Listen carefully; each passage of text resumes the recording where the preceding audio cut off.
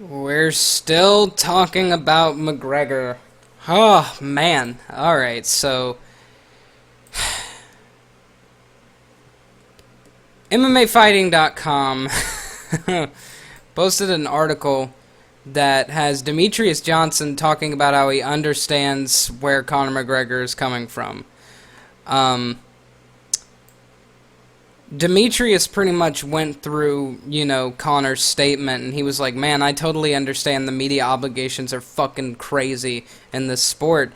And Demetrius isn't even a top-level draw or anything like that. Like, Demetrious Johnson, while he is a champion in the UFC, they do not spend literally $10 million on,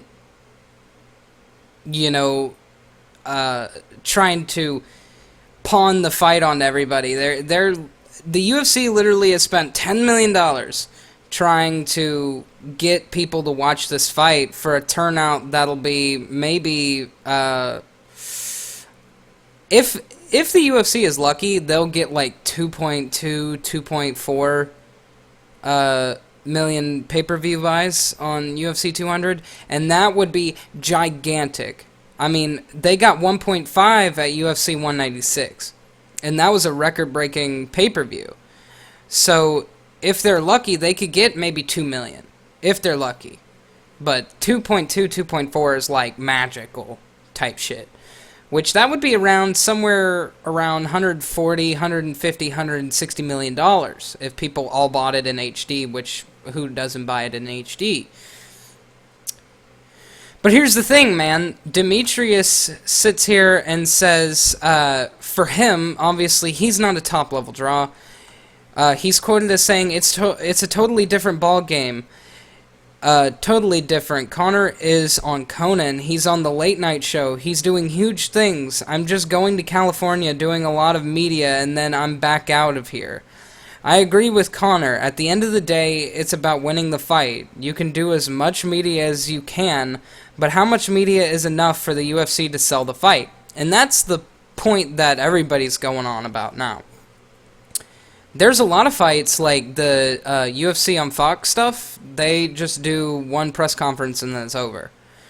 Because they're not really worried about trying to sell those as much because, Fox is very widely available to a lot of people. They're going to see it in their guide whenever they're scrolling through DirecTV or Mediacom or whoever you're with, and they're going to see UFC Fight Night, and they're going to be like, damn, I want to see some people fight, and then they're going to click it. But for a pay-per-view, you really do have to sell it. Like, it is something that's harder to find. You need more people talking about it, and this is where the media does a grand job, because we don't give the media enough credit. They really... obviously, the UFC's YouTube and their site do a lot to help promote the fights and their commercials and all that shit. But the media really does sell that shit. They don't get enough credit, and they're not paid enough. I'll tell you that much. It's certain. They're not paid enough to do the job that they do. Some are, but some aren't. Anyhow... the media has an intricate role in all of this, and people are, the fighters are kind of not attacking the media, they're attacking the press conferences.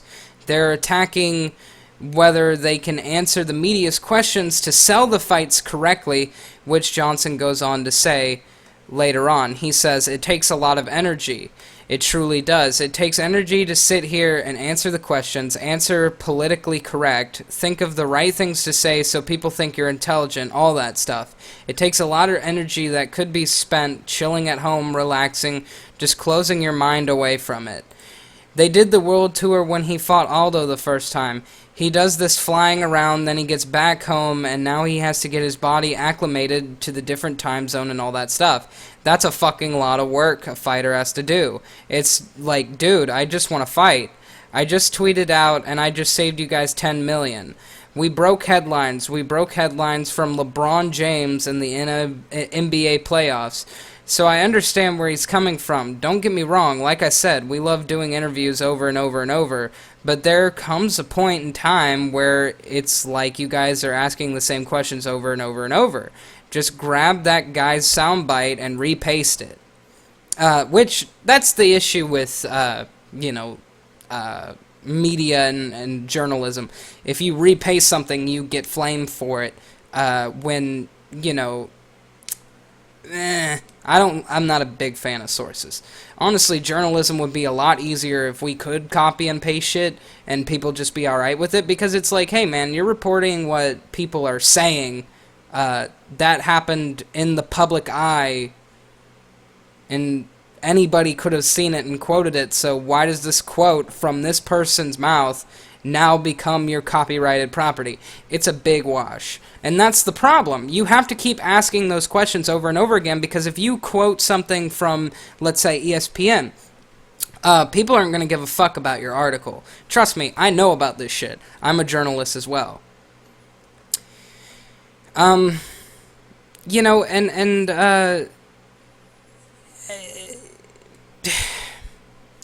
It's a very cutthroat business these guys are in. You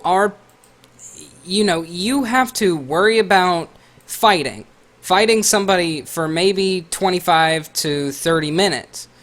You have to worry about all that shit.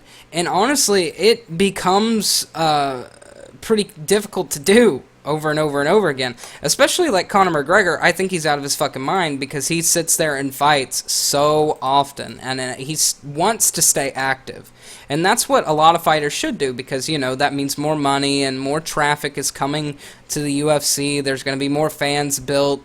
It overall makes the company better. And with all these pussies pulling out of fights right now, with tiny little injuries, instead of just possibly backing up a fight, maybe to another pay-per-view, instead of calling off the whole entire thing and then waiting maybe 6 months later for people to see a pay-per-view that they wanted to see in the first place. Like, I'd be super pissed off if I had anything to do with UFC 197. Like, if I cared about that pay-per-view a lot, which, I mean, John Jones versus Ovens, and then, Demetrious and Henry Cujo, or Cujo? I don't know how to say his last name, I'm sorry. But those are really the only two fights that I give a fuck about, and not even a lot of people are going to care about the Demetrious Johnson fight. No one's going to care about that. I'm pretty sure everybody's buying it for the John Jones fight. Obviously, the fights will turn out awesome, but, these guys aren't paid enough to do what they do, because that's just business. You want to pay people a fraction of what they're worth, so you keep them honest. You keep them loyal to the company. They have to keep coming back. They have to keep showing up and putting on these performances for you to fucking pay them. If you gave them one big payday, they'd fucking leave. You know what I mean? So it makes sense. It's just the world we're in. Honestly, if I were in any of these situations, I'd be just as stressed out as Conor, and I probably would have said it maybe about, a year and a half ago, that this is too much. That, I would be freaking out, because I'm stressed out about how I'm going to pay for gas. That's a huge issue. It's not for Conor. He doesn't have to worry about all those minor little things in his life. He makes enough money. This guy is honestly so personally disgruntled with the fact that he lost that fight against Nate Diaz that he does not want to show up to sell his fight, which, mind you, this guy has the biggest mouth in the UFC ever, aside from Chael Sonnen, which even Chael Sonnen spoke out about how there's too much media obligation for Conor McGregor. It's just, Conor has a point, and I'd want to be paid more to do this shit as well, because I don't want to, Conor's a multi-millionaire, but it's still, as Chael Sonnen says, it does cross the line of being too much. Like, all these trying to sell out, all this shit, you know, it's not gonna work. I mean, this shit was talked about in July of 2015. That was almost a fucking year ago now.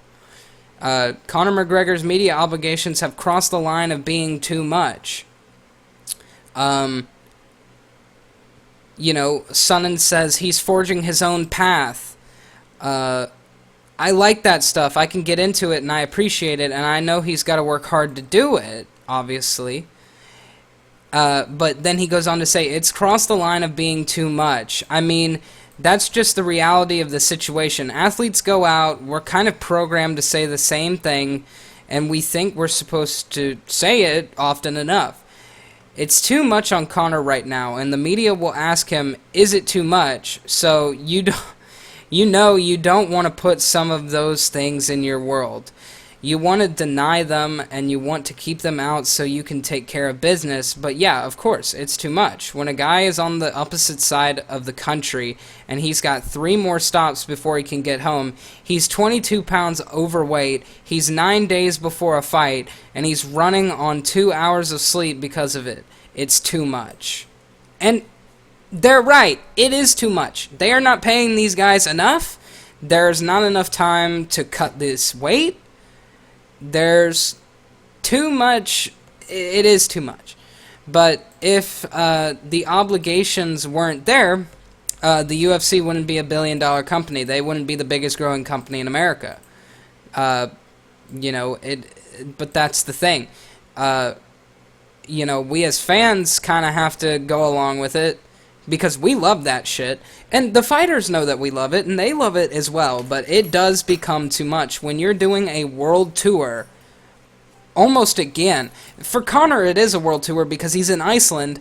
He has to fly out to New York, California, and then Las Vegas. And it's like, God, that would suck. That really would suck. And that's not even a big tour.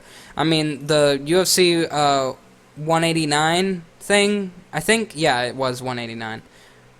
Yeah, because that was the time that Aldo pulled out. Anyway, UFC 189, they did a world fucking tour.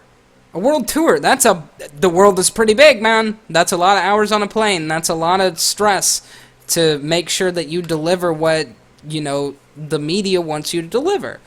And that Dana White wants you to deliver. It's just a shitty situation for everybody, and honestly, the UFC should give McGregor some leeway. Because, as he said in his Facebook post, he's brought $400 million to the company, and he's gotten paid a fraction of it. I'd ask for a day off, too, you know what I mean? But, you know,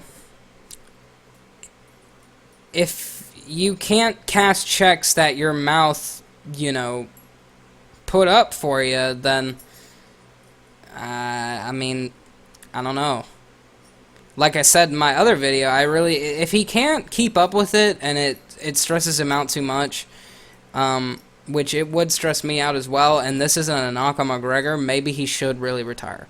Because that stress on somebody is just, you know, it's not good. That stress is pretty bad. So, yeah, guys, I will definitely upload something else today, I'm pretty sure.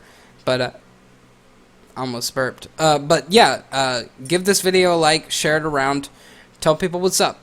See you later, dude.